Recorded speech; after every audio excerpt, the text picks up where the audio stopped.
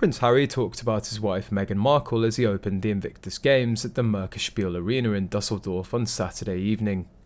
King Charles's younger son revealed that Meghan Markle will be cheering for Nigeria at the Invictus Games this year, after discovering that she's of Nigerian descent. Harry said, "We're also very excited to have new nations join us. Let's hear it for Colombia, Israel and Nigeria."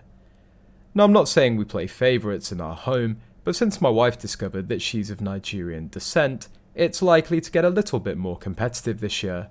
It's to be mentioned here that Meghan Markle had revealed on her Archetypes podcast last October that she was 43% Nigerian. Harry's reference to Meghan's Nigerian heritage came at the end of a 7-minute speech welcoming those taking part in the week-long sporting event. However, he was embarrassed when he mentioned Meghan in his speech because nobody clapped. Most of the audience didn't get it, and Harry was implying that Meghan supports Team Nigeria, not Team USA. So where's the proof of Meghan's Nigerian heritage? She just sprung the 43% out of her rear end because she was interviewing a Nigerian on a podcast. With the 100% white on her father's side and less than 100% black on her mother's, it's highly unlikely that she's anywhere close to 43% Nigerian. It's amazing that her very dubious claim that she suddenly found that she's Nigerian, and then when asked which tribe specifically she was likely from, she said, "Oh well, I'm only starting to learn," all shows that she's completely ignorant and incurious. She didn't learn how to curtsy before meeting royals. She didn't bother to know which part of Africa her maternal side is from. She wears immodest clothing when visiting churches.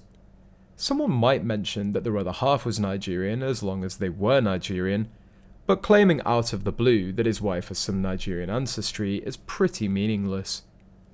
The punchline was that the tenuous link with Nigeria would make Meghan support Nigeria, which didn't make any sense, so why say it?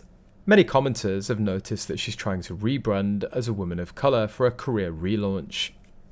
Hence all the Beyoncé nonsense. It's the only demographic in the USA who still seems to be on her side.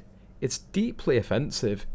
She always played at being white, but now suddenly she's a proud woman of colour for money-making purposes. According to a new poll conducted by Newsweek, Prince Harry's slightly more popular than his wife, at least among those surveyed in the United States. The poll asked 1,500 adults between September the 3rd and 4th their feelings about the ex-royals, finding that 33% of people reported their dislike for Markle, while a rivaling 31% said the opposite.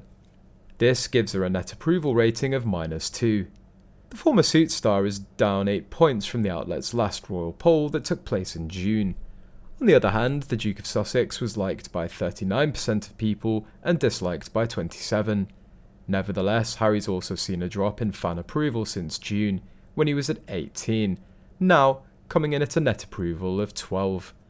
Newsweek reported that Markle seems to be more popular with those aged 18 to 26, who gave her an overall rating of 19. However, boomers aged 57 to 75 gave her a -7 rating.